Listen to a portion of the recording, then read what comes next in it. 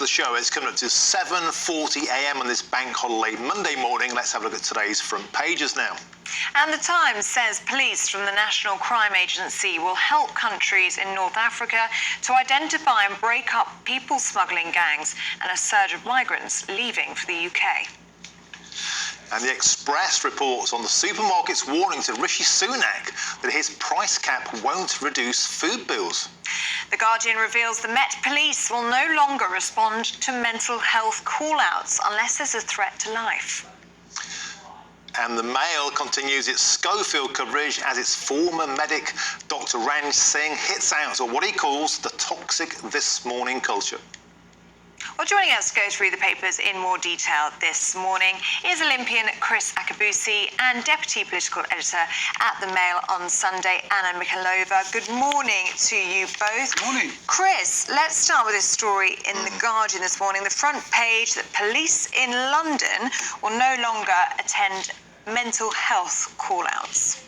Yeah, I think that we have to welcome this. The Police Commissioner, Mr. Rowley, or Sir Mark Rowley, should I say, is saying that the police basically need to stop being a social service and get on with policing.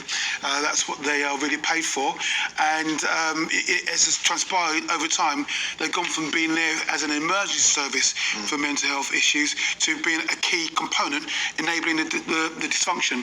So a letter was written on the 24th of this month to implement the ban. On the 31st of this month, only going to go out to life-threatening issues, and it's very important because in the last few months, 10,000 hours are dealt with dealing with health issues, and it can take 14 hours for a police officer's time. And what it means is less policemen on our streets dealing with crime, dealing with the issues that we want them to be taken care of. So, in a way, I do really welcome this effort by Mr. Rowley. Yeah, I think it's a key point. So we had Mike Neville on the show, he's a retired Detective Chief Inspector, and he said 27,000 mental health call-outs to the Met alone last year. Meanwhile, we've got 30,000 unsolved muggings. It stands to reason. If the police aren't responding to mental health call-outs or missing person call-outs or policing tweets and not the streets, they can actually get back and solve crime where it matters, on the street. So basically, each parastatal of the state, each to their own tent, and policing should be for policing. And although, of course, the ambulances and paramedics and NHS staff may be a little bit alarmed at not having this additional resource, that's the problem. It's been seen as an additional resource rather than an emergency capacity, and we've got to stop it to sort of enable the system to recalibrate and sort itself out. I'm talking about the NHS system, obviously. Anna, what do you make of this? Because surely it should never have been one of the responsibilities of the police in the first place. I think that is true, but I don't think this is Mark Rowley's call to make unilaterally. So the problem here is this is the fault of our crumbling social care system, which is completely broken. And by the police saying we're not going to do this anymore, I mean, Chris correctly said they have been a key part of this service, and all it will do is put even more pressure on ambulances, even more pressure. So you can't just sort of pull off a key part of it and not have any plan in turn. And, that's not the police's job to do. That's the government's job to figure out. Obviously, it's just not happening. Yeah, so this concerns you? Yeah, it definitely concerns me. I mean, I also know that the police do really important work that isn't just on the streets. And I think that is also really important to highlight. This is one of them. The other thing that they do is whenever there's a sudden death, the police always come, and they're actually usually really good with families and can be really good. So that's also important to highlight. The police's job isn't just going after people on the street, but yeah, they should focus on that more. But someone else should devise a plan to actually fix the whole system. It was fascinating, Chris, what the officer told us, Mike Neville. 70% of officers haven't arrested a single person in an entire year.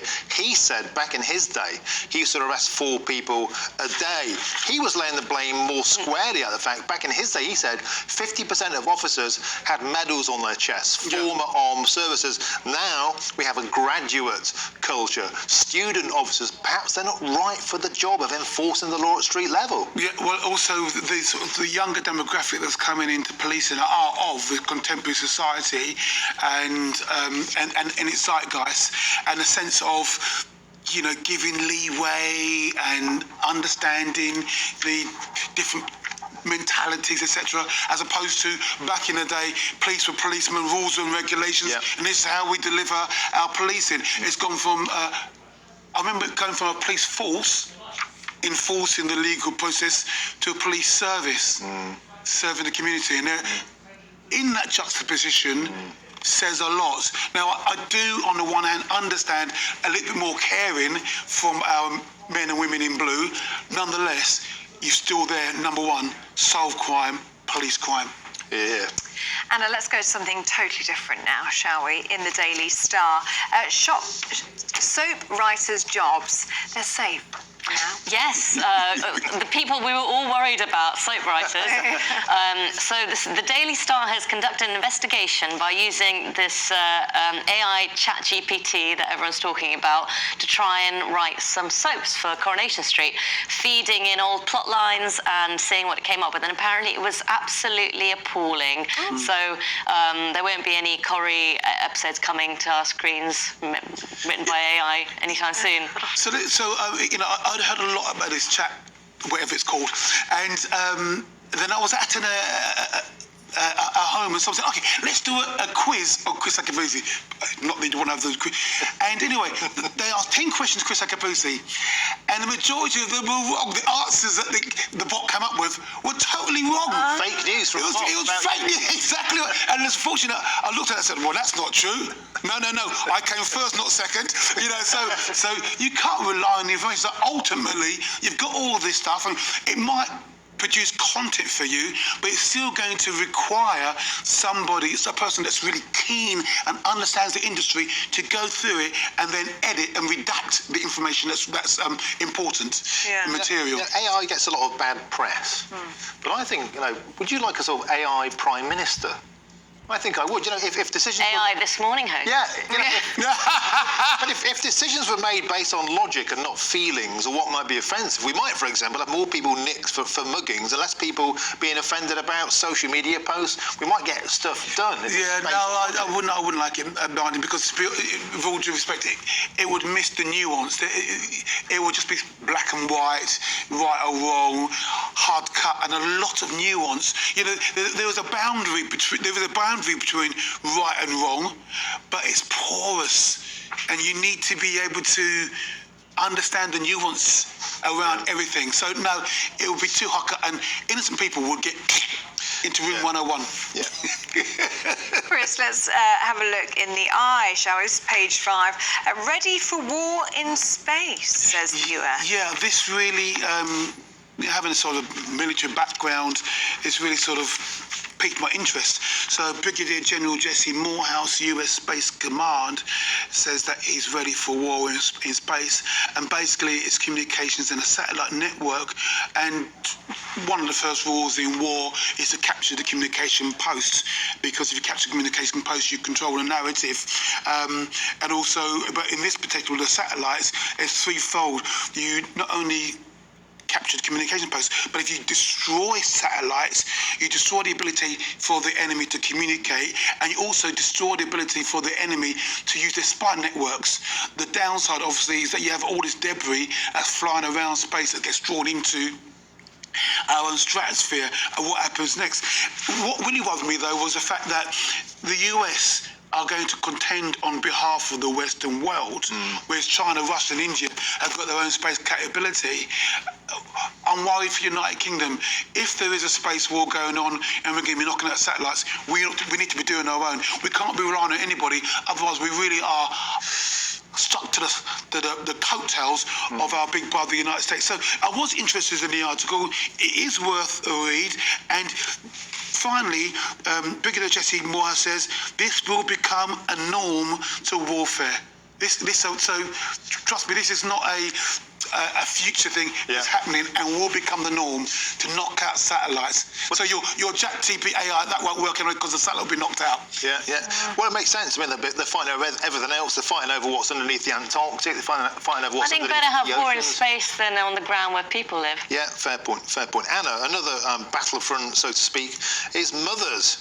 Story in the Times here, the front page: poor maternity care left us in danger. Say 1 in 4 mothers. Yeah, this is a really shocking story, once again highlighting the massive problems in maternity care in the NHS. So just a year ago, we had the Ockenden report that showed absolutely appalling failures in one hospital, but now the Times has been running this health commission that looks across the board. They've got this survey reporting how mothers said they were left in danger or not listened to, being told ridiculous things like one woman who had parts of placenta left in her still, weeks later was just being told, oh, your symptoms are just because it's tough being a young mother. I mean, absolutely awful. And a really shocking statistic here is that the NHS is spending more than twice as much on the cost of harm it causes by its maternity services than on the services itself. Now, you look at that and you say, anyone who sort of sees the NHS as this big sacred cow has to really think twice about how much this money pit spends on correcting its own mistakes, because this isn't just in this area.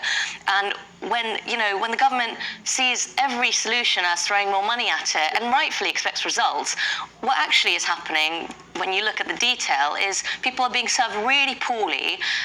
Doctors and hardworking nurses are also being served poorly. And the whole thing needs an absolute rethink. There's a huge lack of information when you become a mother or a father. You're basically, here's your baby, off you go. And you're like, what? Yeah, exactly. And there's a load of pressure about you must breastfeed, which can be really damaging to mums who are unable to do so. Yeah, as some people say, it's the only situation where you're sort of recovering from extreme surgery and essentially told to run a marathon the next day and looking at, keep a tiny baby alive at the same time.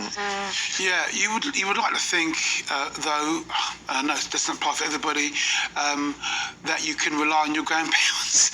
I think traditionally that's what used to happen is that a young mum would have a grandparent who's been there, seen it, done it. Obviously, you're a result of that, and it can support you through that system. I know that in my case, my ex-wife, she's a phenomenal resource to my daughter. I've got four of our grandchildren, and relies very heavily on my ex-wife.